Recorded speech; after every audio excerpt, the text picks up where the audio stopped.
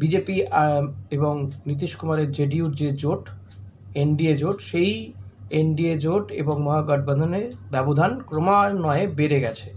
বাড়তে বাড়তে এই সময় দাঁড়িয়ে যেটা শেষ আমি দেখে এলাম, তাতে দেখা যাচ্ছে যে 200 পার করে গেছে বিজেপি এবং জেডিইউ যে জোট রয়েছে, এনডিএ জোট, তারা কিন্তু 200 পার করে গেছে। 210টার মতো আসনে তারা জিতে গিয়েছে বা এগিয়ে রয়েছে। অপরদিকে মহাগঠবন্ধন, তাদের অবস্থা সত্যিই খুবই খারাপ, 30-31 এরকম জায়গায় যাচ্ছে।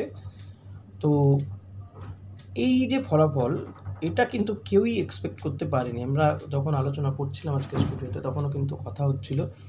ইনফ্যাক্ট বিজেপিও বোধহয় এতটা এক্সপেক্ট করতে পারেনি। যে এক্সিট পোলগুলো হয়েছিল তাতে কিন্তু 140-50, কেউ 170 এনডিএকে দিচ্ছিল, কিন্তু একেবারে ডাবল হয়ে যাবে, ডাবল সেঞ্চুরি করে ফেলবে এনডিএ, এটা কেউ ভাবতে পারেনি।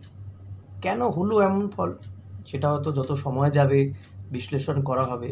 কেন এতটা খারাপ ফল হলো মহাগঠবন্ধনের, যারা বলছিলেন যে তারাই এবার ক্ষমতায় আসবে, জিতবে, এবং এই যে প্রায় 67% ভোট পড়েছে, সেটা নীতিশ কুমারের সরকার বদলের জন্য পড়েছে।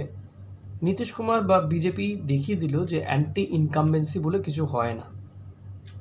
মানে নতুন করে এটাও বোধহয় পার্ট নিতে হবে।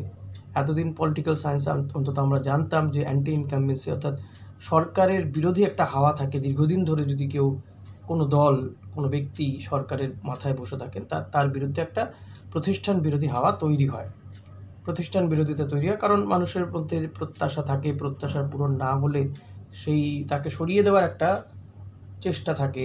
কিন্তু দেখা যাচ্ছে যে দীর্ঘ 20 বছর নীতিশ কুমার বিহারের মুখ্যমন্ত্রী রয়েছেন, কিন্তু তার যে জনপ্রিয়তা, সেটা অ্যাকচুয়ালি কমেনি, বরং আরও বেড়ে গেছে।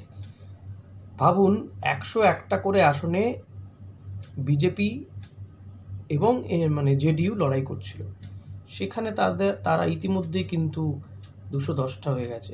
তবে এবার যেটা হয়েছে যে এলজেপি, রামবিলাস পাসওয়ান, তারা অর্থাৎ চিরাগ পাসওয়ানের দল, তারা চলে এসছে এই এনডিএতে। এটা কোথাও কোথাও কিন্তু, কারণ গতবার এলজেপি তারা কিন্তু বহু জায়গাতেই জেডিইউর ভোট কেটেছিল, এবার তারাও এই এনডিএ জোটে চলে আসাতে সেটা কিন্তু কোথাও গিয়ে বিজেপি এবং জেডিইউর